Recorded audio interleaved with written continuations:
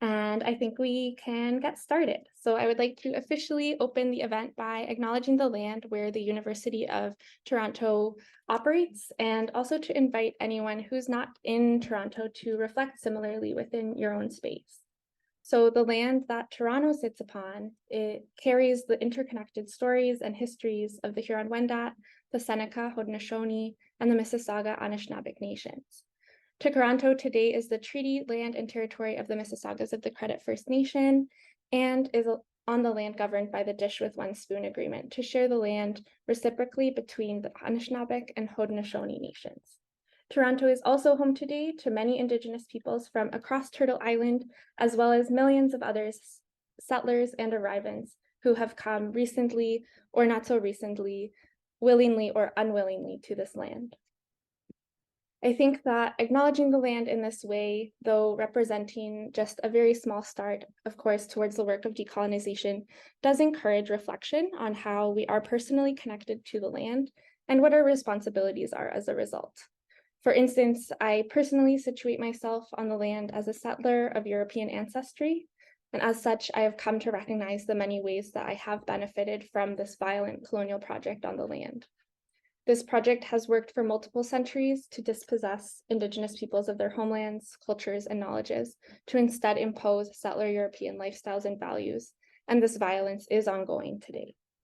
Settler colonial ideologies not only continue to impact Indigenous peoples and communities both locally and globally, but also the land itself through continued environmental destruction. Despite this, the land continues to nurture and care for us. The sun shines down on us and gives us the warmth in the new season, and it provides us with energy each day. And Indigenous peoples continue to stand at the front lines in protecting the land, recognizing we're all interdependent, and deconstructing the colonial narratives that try to separate us and say that we're not. I therefore recognize my responsibility and commitment to likewise resist these harmful narratives, to work instead towards goals such as Indigenous sovereignty and land back through a fostering of reciprocal and caring relationships with one another and also with the land. So with the same spirit of relationship building, I am so pleased to present our speaker for today, Preeti Nayak. Preeti is a PhD candidate in the Department of Curriculum, Teaching, and Learning, and today she will be discussing her doctoral work, Thinking with Climate Coloniality in the Classroom, Learning from Racialized Educators' Climate Justice Pedagogies. Preeti, thank you so much again for being here today to share your work with all of us, and I'm just going to hand it over to you. Awesome. Thank you. Share my screen, hopefully it works. Let's get started.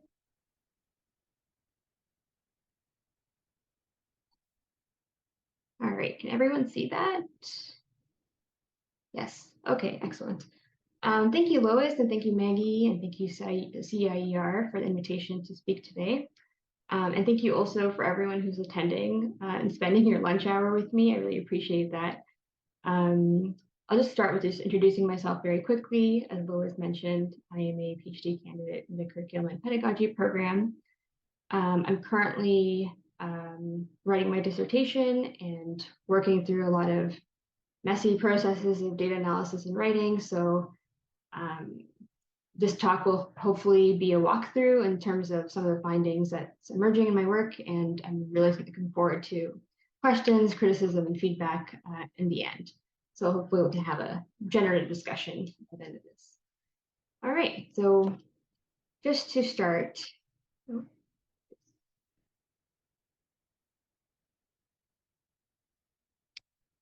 going to change my slide.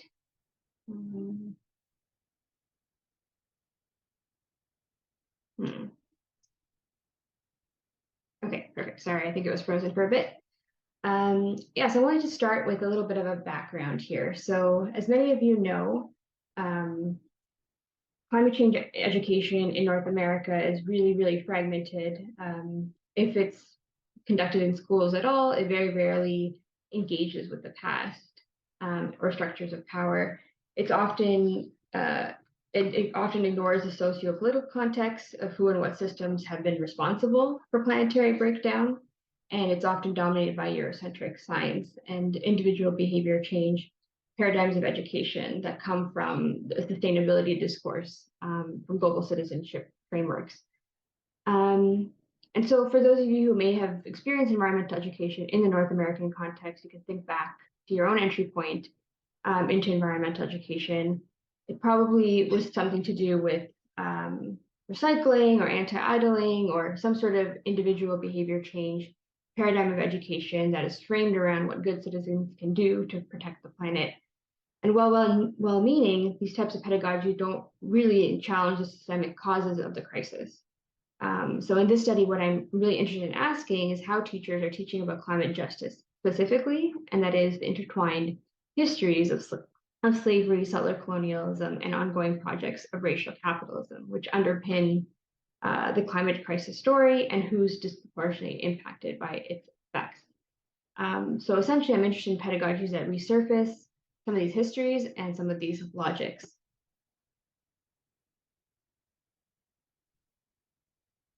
All right, so in terms of the context of this study, very briefly, I explore how local projects of climate justice pedagogy in Southern Ontario can surface some of these histories and alternative paradigms in environmental education. I worked with 14 racialized educators who identified as first or second generation immigrants to Canada. They exclusively worked with youth ages 12 to 18. Half of these participants worked in high school settings, high school classrooms, and half of them worked in more informal community-based educational settings. So these could include things like farms, after-school programs, co-curricular programs, outdoor centers, that kind of thing. In terms of where a lot of these participants identified or where they've come from, where their parents have come from, they've come from Kenya, Colombia, Sri Lanka, Jamaica, the Philippines, Dominican Republic, Vietnam, India, and Eritrea. And so with a lot of these interviews came a lot of rich migration stories that came with a lot of localized climate knowledge that's interacting with a global north context of climate change education within Ontario. So that's sort of the intersection I'm interested in looking at. There's sort of three main research questions that I'm thinking with, but in this talk, I'll be focusing on the two bolded ones here. The first one is how do their embodiments and engagement with climate coloniality inform their local and transnational climate knowledges? And then how do these knowledges then inform their climate justice pedagogies within the respective learning context that they're situated in? And last but not least, I'll touch on this briefly, but I'm still sort of going through the data for this. I was also interested in comparing and bridging a dialogue between how climate justice work is being done in schools versus community-based settings and sort of the learning that can happen in that exchange. So as you noticed in the title of this talk, I'm using Farhana Sultana's work on climate coloniality as a key theoretical frame. So I thought I'd just walk through that before I get into some of the data. So Sultana theorizes the relationship between climate change and the past and ongoing coloniality as a structure that governs our lives and remains co-constitutive of capitalism, imperialism, and international development. And these processes, they generate uneven racial geographies where those experiencing climate devastation in their homelands and those displaced as climate migrants are deemed as disposable, precisely because of how coloniality is expressed through racism globally and subsequent colonial projects, including but not limited to extractivism and commodification, displacement, the creation of sacrifice zones, and excessive exposure to harms from climate-induced disasters. And so in essence, a lot of those experiencing climate impacts more violently are often rendered less than human. And Sultana draws from a lot of decolonial scholars to come to this theoretical lens. But Sultana also reminds us that context matters in understanding coloniality. So it's not just this abstract analysis of coloniality and the racialization of difference, but we're accounting for local and embodied and material lived experiences. So bringing this back locally, what I'm trying to understand is how first and second generation immigrant teachers, racialized immigrant teachers, experience and embody the heaviness of climate coloniality, and what does that do in the context of climate change education within Ontario. Second, it also orients us to two dual aims. So the first is material justice. So Sultana reminds us that thinking and acting with climate coloniality it's not grounded in anything. It's not grounded in material justice as one orientation. So this includes reparations, land back, supporting social movements that are materializing real world outcomes that will help people on the ground, and epistemic justice as a second orientation for climate action and specifically education as a point of intervention. And this is really important on all realms of education, from early childhood to post-secondary to informal education to adult education. There are a lot of entry points to engage in epistemic justice, and that's sort of what I'm trying to think with in some of the data presented here. Okay, continuing on. The other two parts of my theoretical framework engage racialized teacher subjectivity and then the theory of pedagogy. So in terms of racialized teacher subjectivity, again, I'm looking to what Sultana calls those who embody the hauntings of colonialism and imperialism within their lives. These are migrants from diverse locations across the global south whose transnational lived experience of ecological precarity can be understood as legitimate sites of geopolitical knowledge. So I'm asking how they're engaged in their self-making processes as self-identifying climate educators situated within the global north. And I suggest that their climate knowledges and who they are and what they bring into the classroom are actually operating to counterbalance a lot of the hegemonic framings of environmental education that are typically found in Canadian learning contexts. And the second piece of this is theorizing teachers as cultural workers who hold epistemic responsibilities. And so what do I mean by that? Essentially that they have a lot of power in choosing and bringing pedagogical devices into the classroom that change how students think and see the world and engage with climate change education. Thinking with teacher subjectivity also means taking seriously that how teachers narrate their own self-making processes and how they see the world as well. And lastly, I bring theories of pedagogy as something that's relational, something that's intentional, something that holds ethics to explore how desired futures and world-making are engaged in teachers' practices. So a key part of this study is also asking teachers what are their desired features and what are the desired features that their students are articulating, and figuring out how these pedagogies support the mobilization of those features. I'll come back to that when we get into the data. All right, so to get into the weeds here, I have a few vignettes that I wanted to share that I thought best highlight what climate coloniality looks like, or thinking what climate coloniality looks like from the perspectives of teachers and students. So the first one is the transnational scale of climate coloniality. So this is a quote from Eli, an educator originally from Colombia, working in an outdoor setting. And a lot of the teachers in the study are operating from a place of personal and emotional attunement to the heaviness of climate coloniality experience, quote unquote, back home. And this heaviness is shared through participants' lived experiences, including witnessing drought in East Africa, seeing the Amazon destroyed in parts of Latin America, living through hurricanes in the Caribbean, to name a few experiences. And so here Eli is sharing, I'll just read the quote actually. My grandfather, who passed away recently, was always someone who fostered a love for nature and the natural world amongst all of us. He had built a house outside of the city for my grandmother. Years later, due to increased weather events and conditions, the whole property flooded. The valley itself flooded.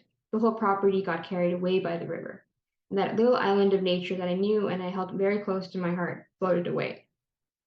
And so Eli, what he's demonstrating is an emotional cost of climate change for one, but also explaining how their motivation to engage in climate justice education came from this place and came from this memory.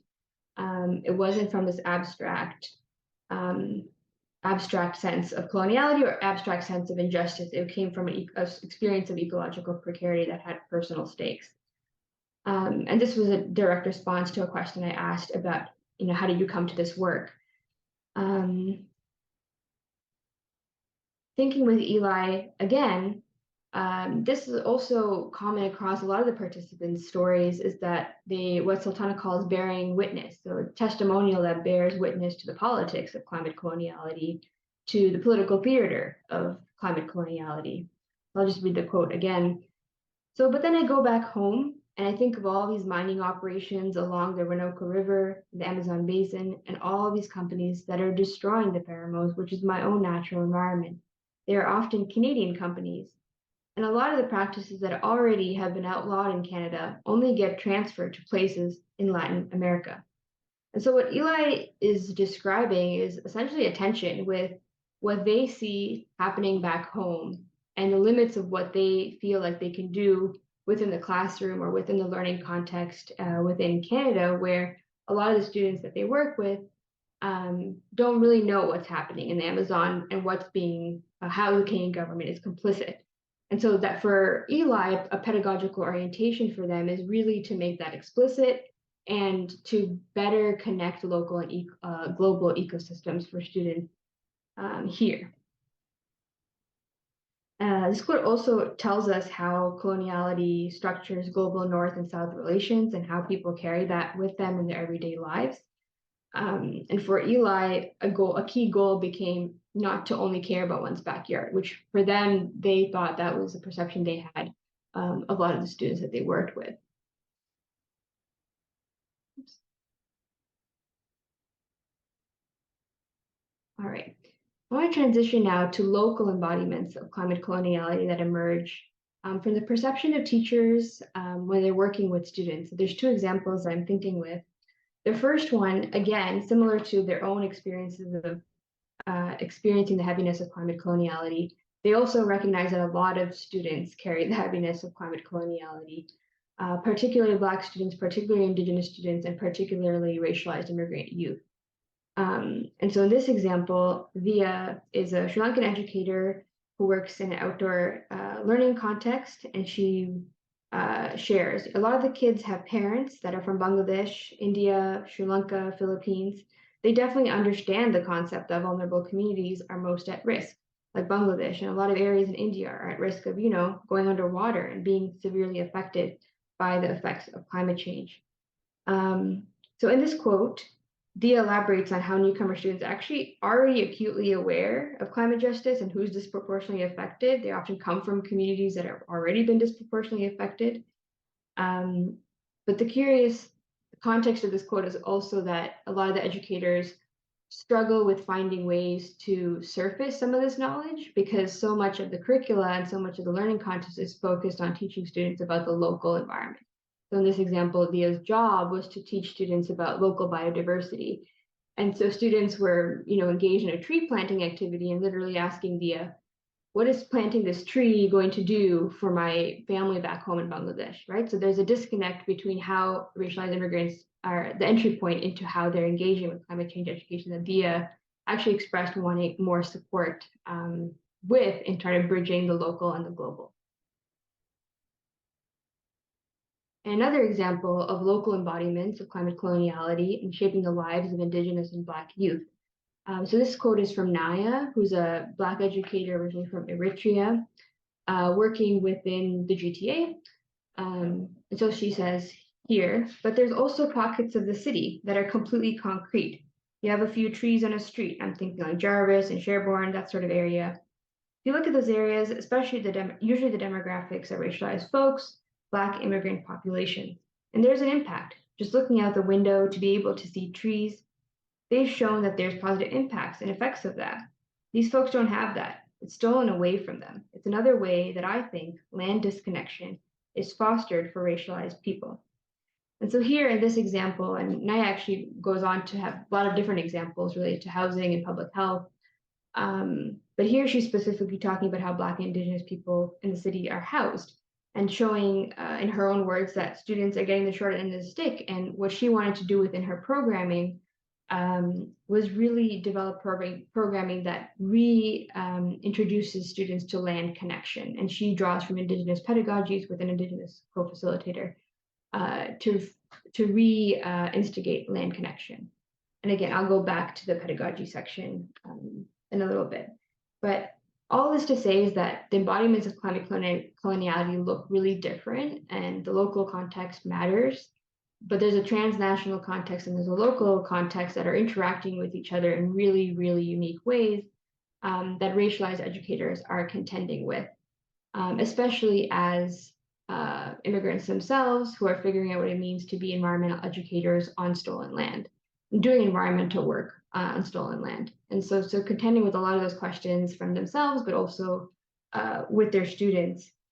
And so again, sitting with across all of these quotes, I want to stress that I'm not sharing these experiences or these memories from participants to spotlight damage-centered narratives or community trauma, but rather to really illustrate how the seeds of political consciousness and their deep commitment to climate justice work are actually a manifestation of the heaviness of climate coloniality and what they carry with them into the classroom and how they're responding to the lives of their students.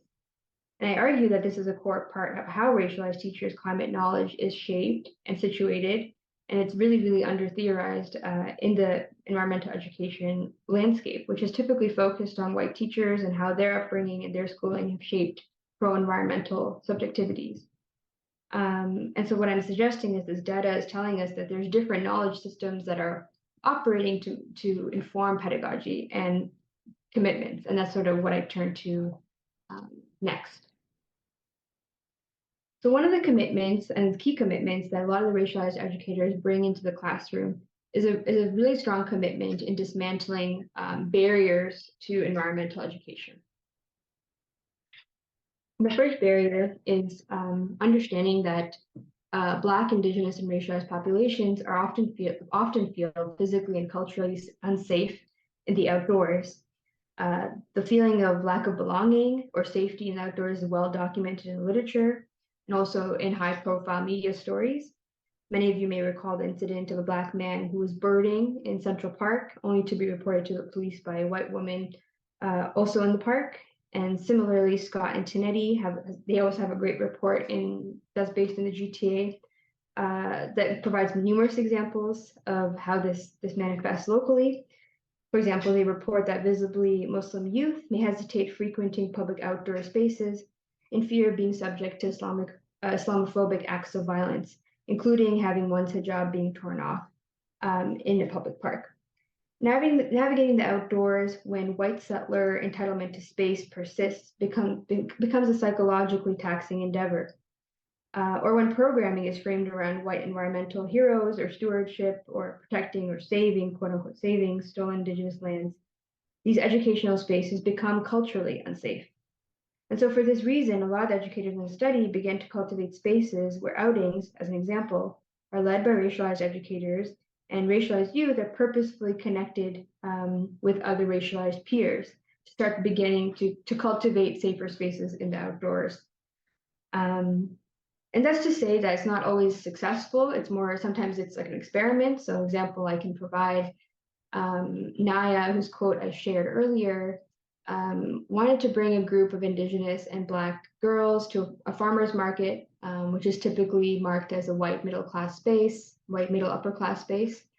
And as they were walking through the market, they got a lot of curious looks, and a lot of the youth participants were subject to racist microaggressions. And so even when teachers are trying to do this work, they're still trying to figure out how to navigate white spaces, even when the purpose of the pedagogy is to start to build feelings of cultural and physical safety. But what's interesting is on that example, the educator didn't focus or stop on that. They obviously debriefed the incident with the youth, but they also moved on to talk about other things that were focused on Black joy and Indigenous joy and what brought sense of community for the girls, and not to just focus on racial trauma, which is often where we're talking about race in the outdoors, it stops, the learning stops at that point. And so Naya was able to bring a different lens to that outdoor programming, even when that experience happened. And I think, again, that really does speak to some of the innate knowledge that racialized educators can bring when they're leading these kinds of programs.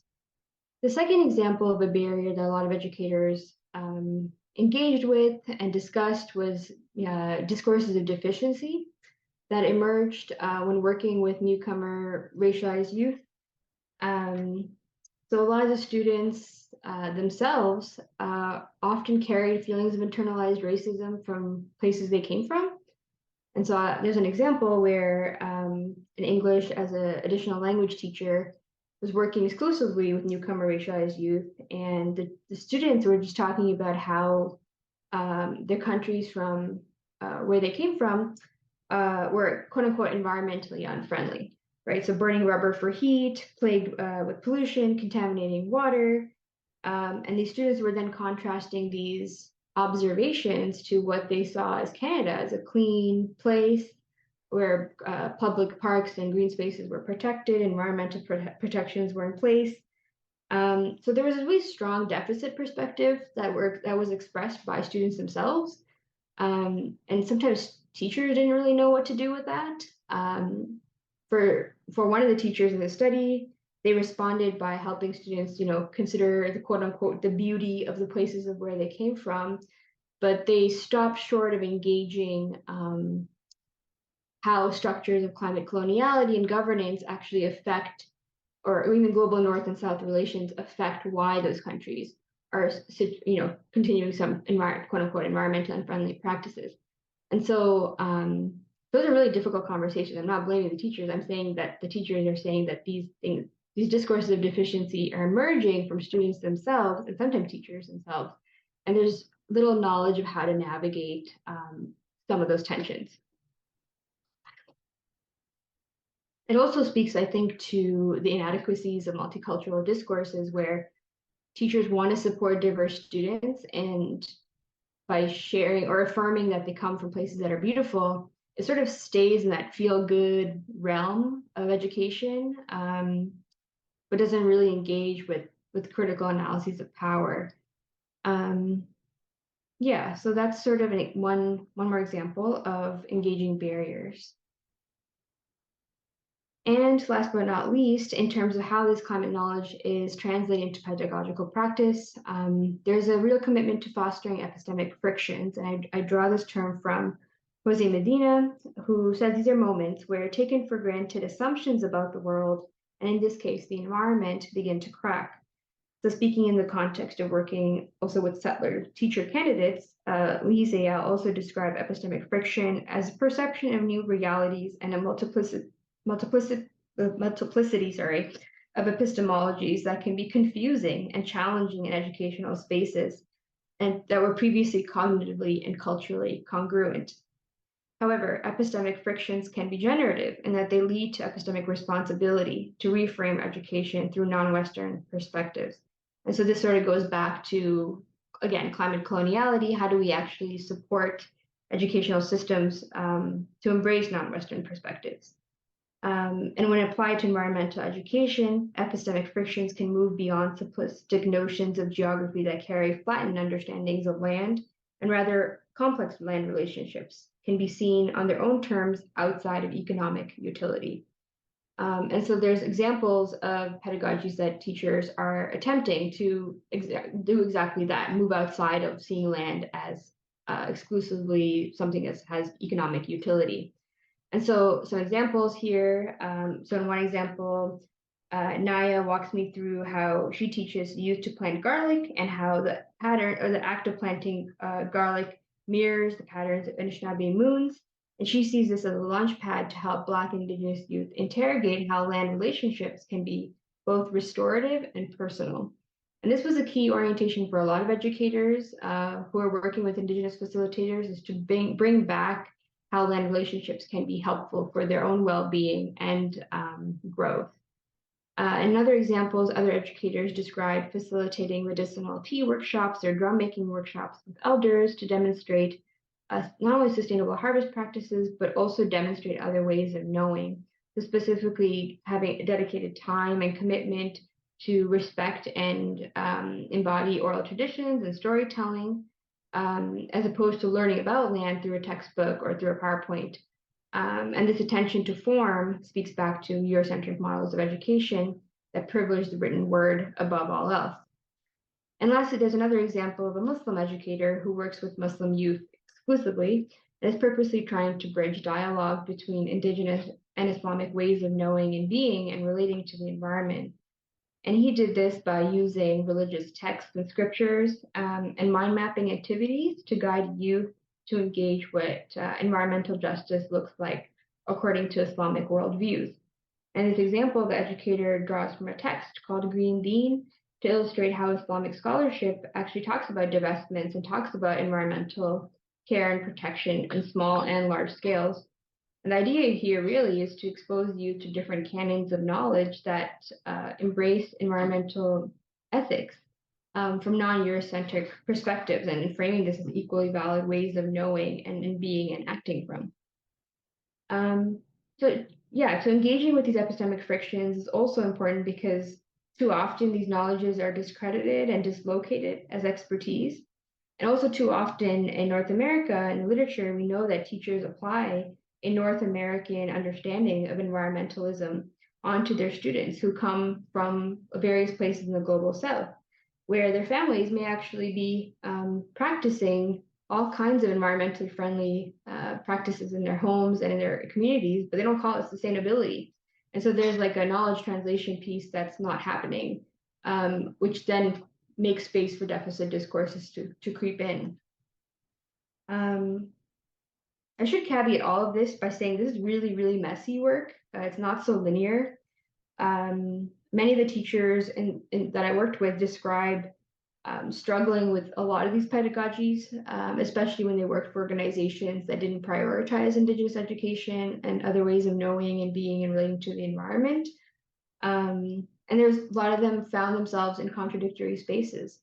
So one educator working for a conservation authority, sort of point blank, the tension for him was, how do you do this work when the conservation authority is a settler colonial institution, right? And a lot of these educators are also working by themselves. They don't have the resources or communities to engage in communities of practice. So I just wanted to caveat all of this by saying it's really, really messy work. I don't think it's clean cut. It's cognitively difficult work. One of the teachers I also spoke to was talking about how they had pressure to evaluate other ways of knowing through the scientific method, which sort of, is antithetical to understanding epistemic justice and other ways of knowing in the first place. So, there's a lot of development and work in this area to be done.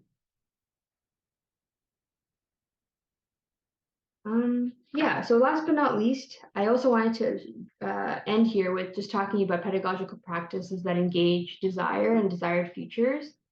I didn't have the time here to go through all the desires of teachers, but there were really interesting desires of teachers and students, and trying to find ways to engage desire in pedagogy. So for most teachers, it was through supporting youth climate activism and pedagogical actions for social change. Sometimes it's just within the school environment or within their local context. It was also activating youth imagination of what different futures could look like. And in one example, there was a teacher who engaged climate fiction to activate this. And I thought that was like really, really interesting to talk about Indigenous futurity specifically. So there's a lot of tools to engage imagination and hope that a teacher has definitely also found useful and helpful in, again, connecting the action and knowledge piece more tightly.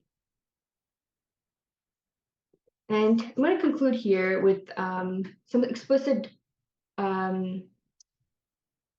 directions, I guess, for confronting climate coloniality in K-12 education that teachers themselves surfaced in terms of,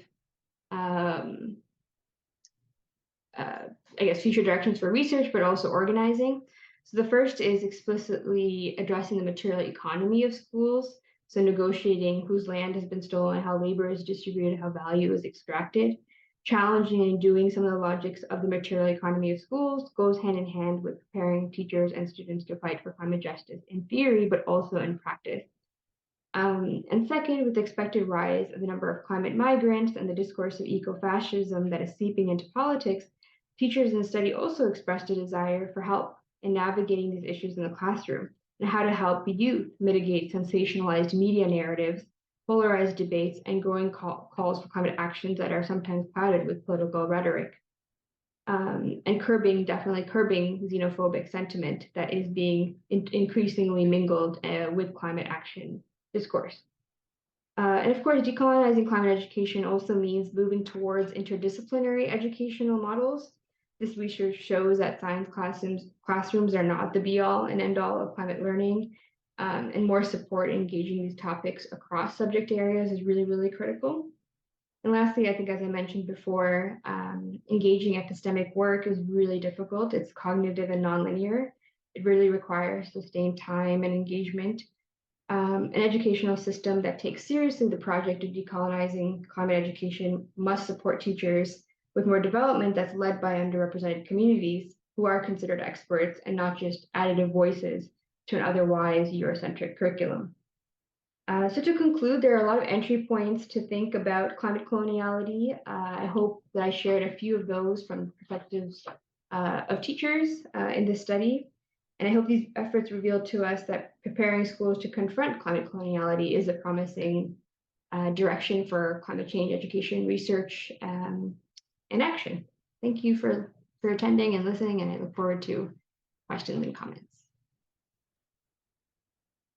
Thank you so much, Preeti, for sharing that with us. We'll just give folks a couple of minutes or a couple moments, not minutes, to think of some questions. If you have anything pressing, feel free to either pop your question into the chat or use the raise hand function, and we'll sort of go through as folks raise their hands. So does anyone want to get us started off today? I'll say something. I don't know how to raise my hand. That's fine. Go ahead. There's my hand right. So Preeti, I came to OIZ like 7 years ago, and the first thing that I noticed was the level of vocabulary, and it frightened me because I taught grade 1 for 35 years. So I have one comment, and you used it right at the end, the word ecofascism. Like, I know if you explain to me what you mean by ecofascism, I'm going to totally agree with you. But to hear that fascist word, the word, terrifies me because I'm a baby boomer. We have parents that died in World War II, right, doing this. So I just want to say that when you say, why aren't the teachers, why do they go to that happy place? Because I've been a teacher, I still am. Why do we go to that happy place when we're talking about to our students? Because the ideas are very strong. We have to use very gentle language. Like, your language terrifies me, but I'm used to it now after 7 years at OIZ. But when I first got there, I feel quite ill with it. But the happy place happens because the students are connected to families, and they go home and they're repeating what we say. So and the other thing is, teachers can't be political in reality. So I hope I'm making sense without, as you say, it's a very, very complex topic. And I would say as well that I think tree planting is a really good way of educating, but because it gets the whole body, whole mind, whole spirit into ecological stuff. I think it's a really good activity to get kids doing, just like planting garlic or something like that. That's done. There, just had my say. Yeah, I can briefly respond. I think Thanks.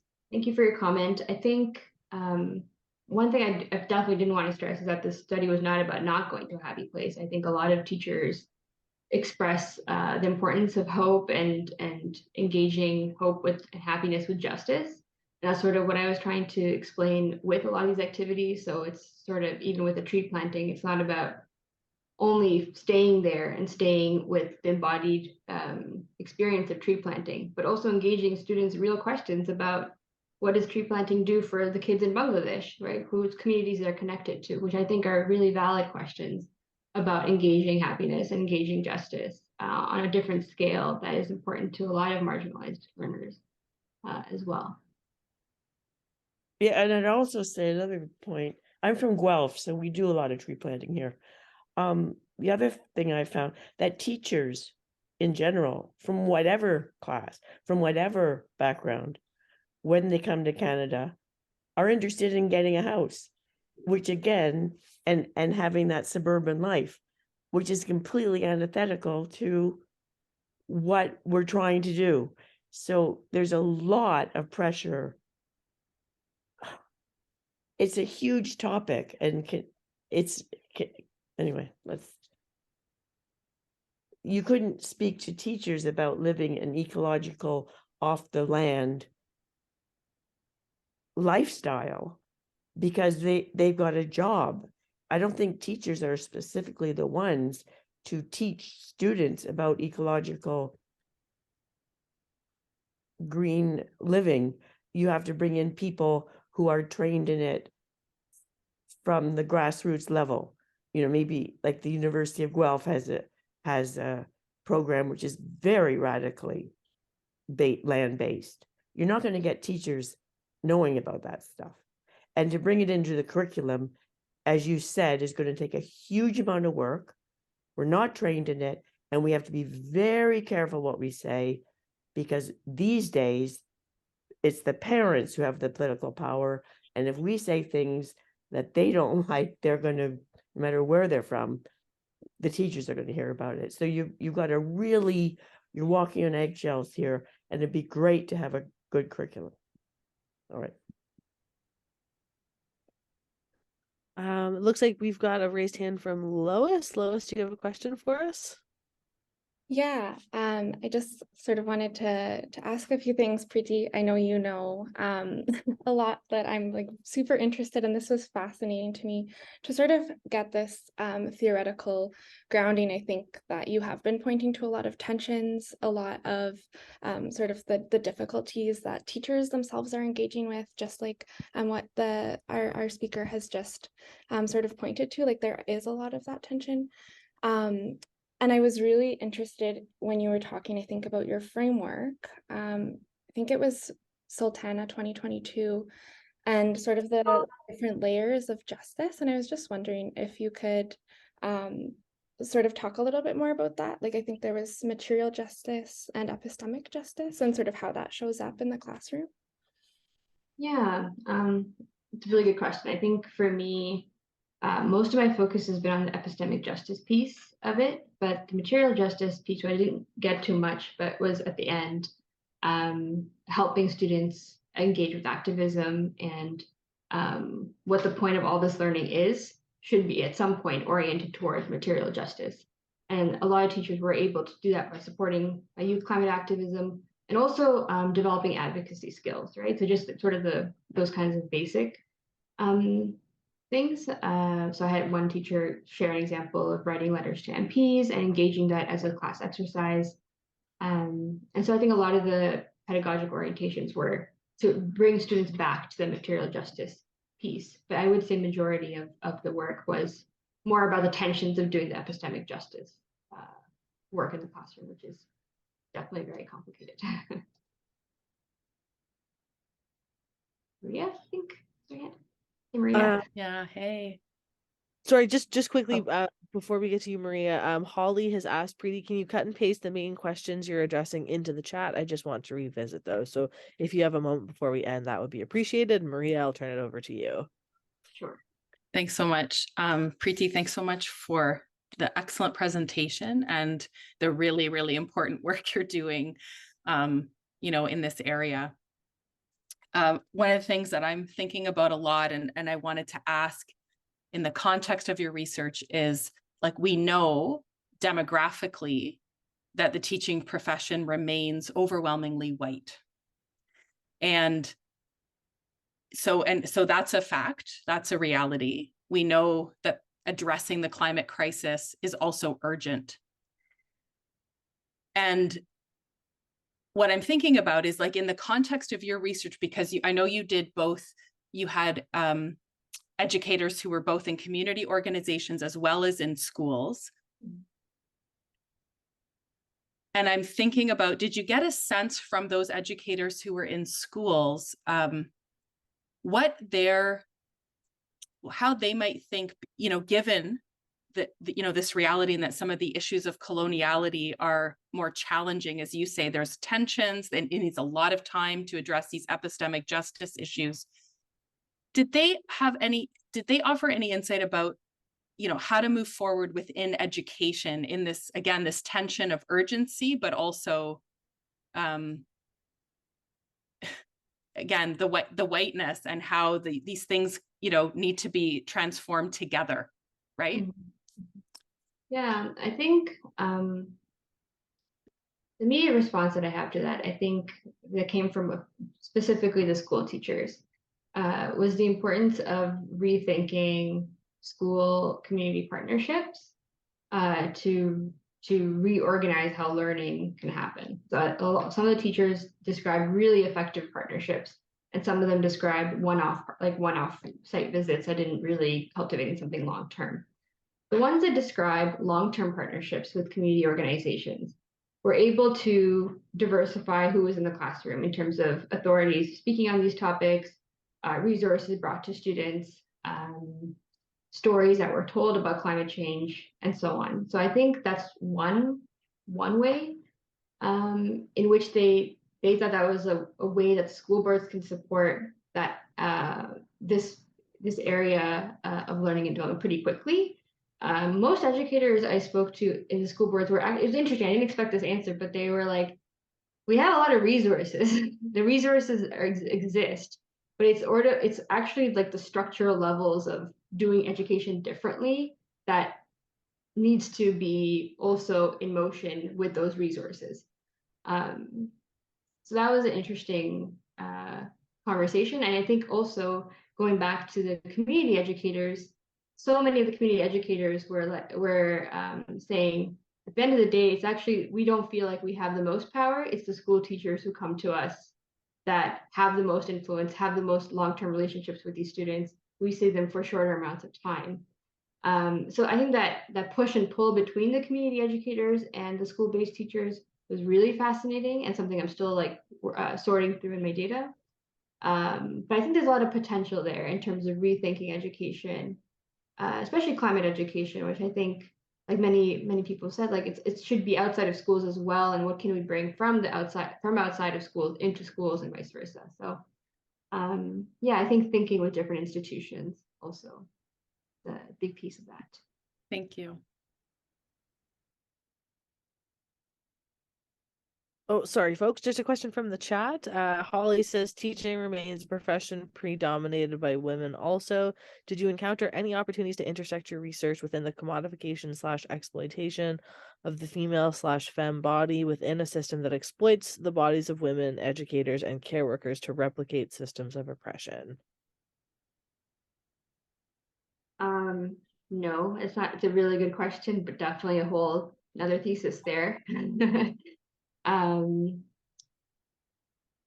Yeah, no, it wasn't an analytic I was thinking with in terms of the body and the exploitation of women.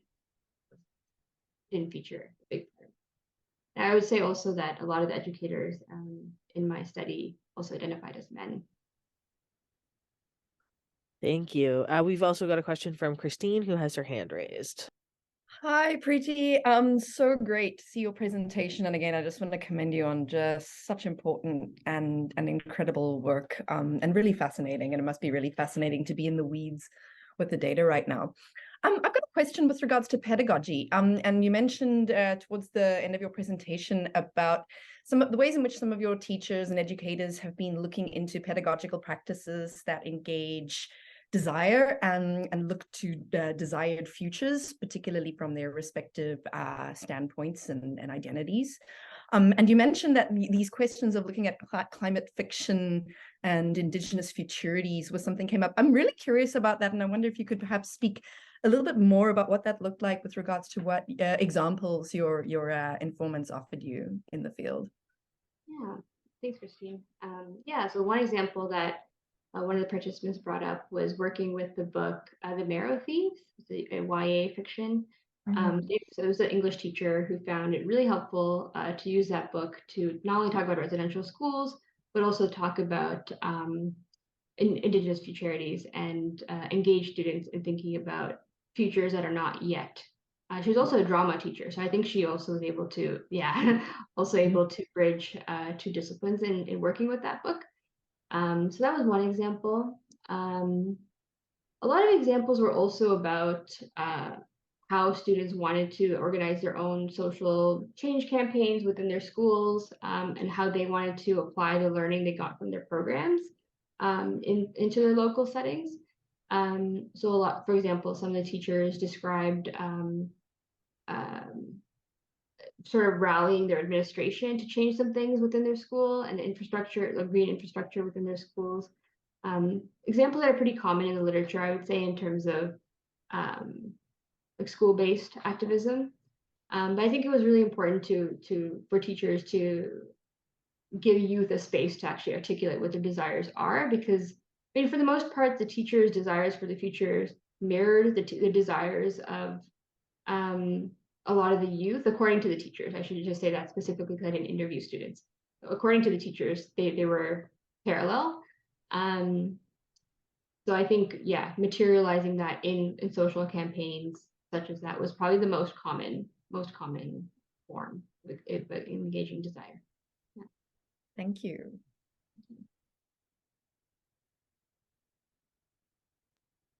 Awesome. Thank you so much, everyone, for your questions so far. We do have about 5 minutes left on our scheduled time. So if anybody else would like to ask a question, now is the time. Otherwise, we can maybe wrap up a couple minutes early. All right, I see a question from Lynn.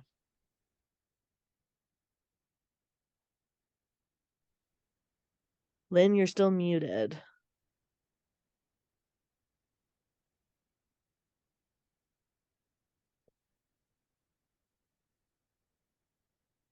All right, Lynn, I'm not sure if anyone else hear? I'm not able to. No. Okay, sorry about that, Lynn. We're not able to hear. If you're able to work out the issue with your microphone, do raise your hand again or just pop your question into the chat. Yeah, I was also trying to copy and paste my questions for Holly, but I can't seem to paste in the chat. PowerPoint?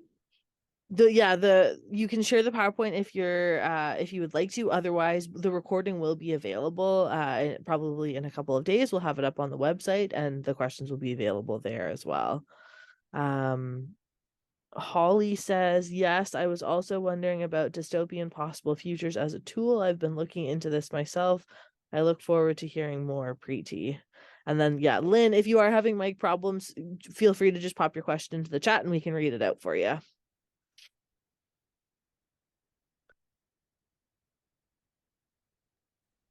Or while we're waiting for Lynn to pop that question in the chat, I just had a really quick question for you, Preeti, actually. I'm just curious, like, how you got your participants. Like, what was your... Oh my gosh, it was such a process, Lois. Yeah, so it was hard. It was really hard. I started data collection middle of the pandemic. I had a survey tool that was the most helpful in sort of snowballing some of these questions into potential participants. So that was the mechanism to get most of the participants. And yeah, it was a lot of social media use and word of mouth, and sort of cold calling or cold emailing school boards and schools and organizations and asking them to spread a flyer. So it's, yeah, very, very basic, but it was really, really hard for sure. Yeah. Yeah, I can appreciate that, but it's great that you ended up getting some participants from like multiple backgrounds. It's really cool to hear. Yeah, thank you for sharing that.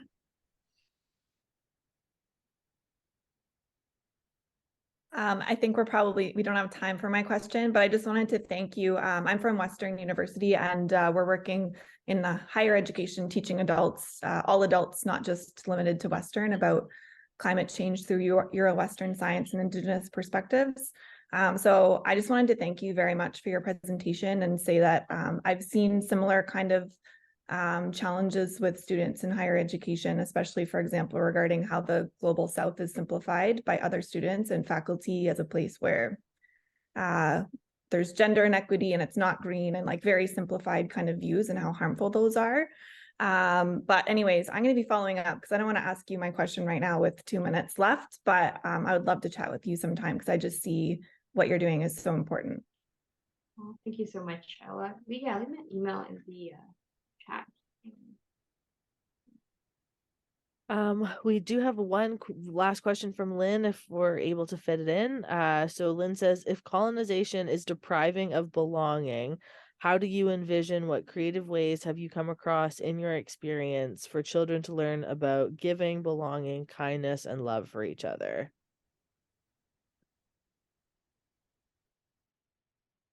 I don't know if I have a response to that question. I would say, sort of going back to the root of climate coloniality, I think deconstructing colonization is the first step here, so that we don't have to think about responses. But I think there are responses. I'm not a childhood educator, so I don't know what those responses would be. But open to the floor. Awesome. Well, I think we'll wrap there. Preeti, thank you so much for your time today and for sharing your work with all of us. It was a fascinating presentation to get to learn a little bit more about. We've got thank yous pouring in the chat, so please know that you have our gratitude today. And with that, we'll wrap up and let everyone get back to the rest of their afternoon. Thank you all so very much.